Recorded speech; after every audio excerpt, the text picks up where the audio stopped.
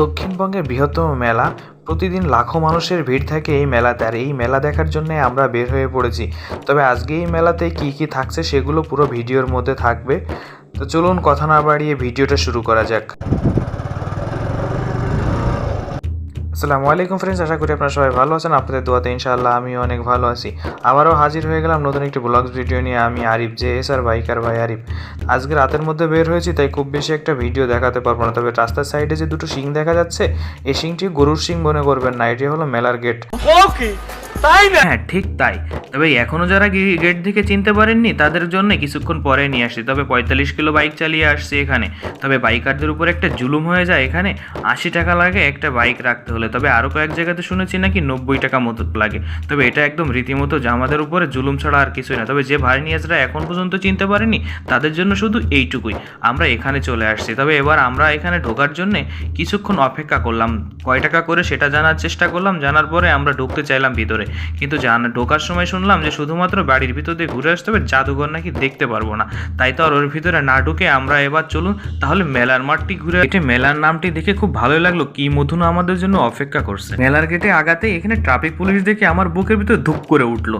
আমি ভাবছি এখানে আমি গাড়ি নিয়ে আসছি, ট্রাফিক পুলিশ জানলো কিভাবে? বাইক কাছে না থাকলেও পুলিশ দেখলে বুকের ভিতরে ধুপ করে উঠবে সব বাইকারের, এমন একটা অবস্থা তো থেকেই। লাখো মানুষের ভিড়ে আমি হারিয়ে গেলেও যেন আমাকে চিনতে পারি, সেটার জন্য টুপ করে ছবি তুলে নিলাম। আচ্ছা,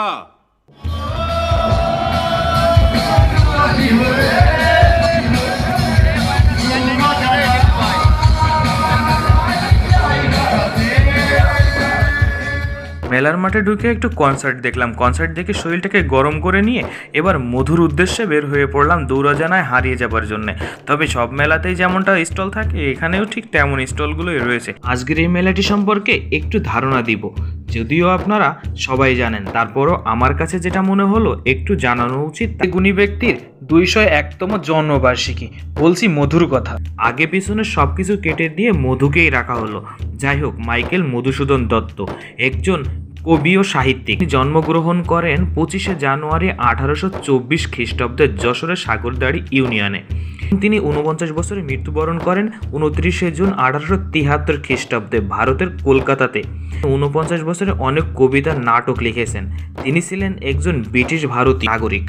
তিনি তার জীবনদশা কাটিয়েছেন খ্রিস্টান ধর্মতে। মাইকেলের জীবনী আর না বাড়িয়ে আমরা আবারও চলে আসলাম মেলার মাঠে। তবে মেলা সম্পর্কে আরেকটু তথ্য দিতে চাই, যারা সকালে আসতে চান তারাও দেখতে পারবেন, কারণ সারাদিনই চলে এই মেলা, সকাল থেকে রাত পর্যন্ত। এক কথায় বলতে গেলে রাত দিন 24 ঘন্টা এই মেলা চলে। তবে রাইড করার জন্য আপনি সব কিছুই পেয়ে যাবেন, বাচ্চাদের থেকে শুরু করে বড়দের পর্যন্ত। এই মেলার এক্সক্লুসিভ ভিডিও ভালো লেগেছে এই টেডি বিয়ারের নৃত্য।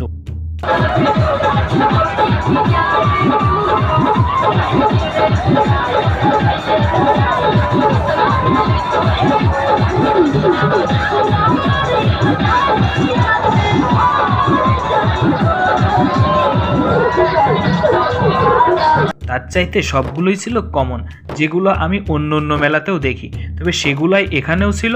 এটার জন্য আমার কাছে এটাই স্পেশাল। প্রতি বছরেই এই মেলাটির আয়োজন করা হয়। ইংরেজি বছরের শুরুতেই এই মেলাটি হয়, অর্থাৎ জানুয়ারি মাসের 24 তারিখ থেকে শুরু হয়ে জানুয়ারি 31 পর্যন্ত চলে এই মেলাটি। তবে এই টাইমটাতে আরও বেশি লোকালয় হয়ে যাওয়ার কারণটা থাকে, এখানে শিক্ষা সফরে লোক আসার কারণে এখানকার এই মেলাটি আরও বেশি জাঁকজমক হয়ে ওঠে।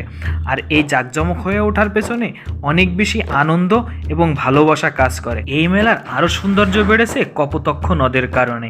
মাইকেলের এই কপোতক্ষ নদ পরিচয় করিয়ে দিয়েছে সাগরদাড়িকে, পরিচয় করে দিয়েছে যশোর জেলাকে। এর চাইতে বড় পাওয়ার আর কিছুই হতে পারে না। এই মেলাতে মোটামুটি সব কিছুই ওঠে, যা কিছু আপনার দৈনন্দিন জীবনে প্রয়োজন। এমনকি ঘরের শোবাতে খাটের ব্যবস্থাও এখানে আছে। ছাড়া আপনি বাজার করতে এসে এই মেলাতে চলে এসেছেন, তবে তাদের জন্যও রাখা হয়েছে এখানে বাজারের ব্যবস্থা। আপনি বাসায় ফেরার পথে অবশ্যই এখান থেকে বাজারও করে নিয়ে যেতে পারবেন, অর্থাৎ কাঁচা বাজার। আরে হাঁটতে হাঁটতে আমার খিদা লেগে গেছে, তাই নান্নার বিরিয়ানি হাউসে চলে আসলাম। এখানে 50 টাকায় খিচুড়ি এবং ডিম পাবেন, সঙ্গে পাবেন 1 পিস কাঁচামরিচ এবং শসা। তবে ভাতটা খুব বেশি একটা ভালো সেটা মনে হচ্ছে না, খাবার পরই বুঝতে পারবো। তবে আমার মুখের বাচনভঙ্গিতে হয়তো আপনারা বুঝতেই পারছেন খাবারের স্বাদটি কেমন। আমাদের প্রিয় নবী কখনো খাবারের বদনাম করেনি, তাই আমিও খাবারের বদনাম করতে পারলাম না। তবে যেটা খেয়েছি আলহামদুলিল্লাহ। খাবার শেষ করে হজম শক্তি বাড়াবার জন্য চলে আসলাম মিষ্টির এখানে, কারণ মিষ্টি খেলে হজম শক্তি বাড়ে। মধুমেলার প্রধান আকর্ষণ বালিশ মিষ্টির সঙ্গে দেখা হয়ে গেল। এগুলো কত করে পিস? 1200 টাকা পিস। কত টাকা এটা এক পিস? অত বড় মিষ্টি খেতে পারবো না, তাই 100 টাকার এক পিস মিষ্টি নিয়ে 4 জনে ভাগযোগ করে খেলাম। শুধু একজন সাইমন না, যত সাইমন আছেন সবাই আসতে পারেন এই মিষ্টিটা খাওয়ার জন্য। আবার শেষ করে গায়ের জোর দেখানোর জন্য চলে আসলাম বক্সিং।